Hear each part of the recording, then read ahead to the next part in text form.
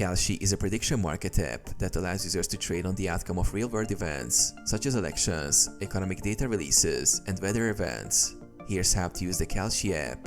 Download and sign up. First, download the Kalshi app from the App Store or Google Play. After installation, sign up for an account by providing your email address and creating a secure password.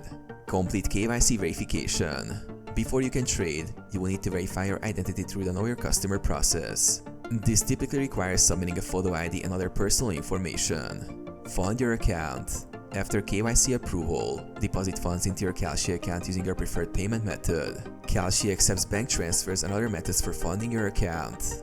Browse markets. Explore the available prediction markets on the app.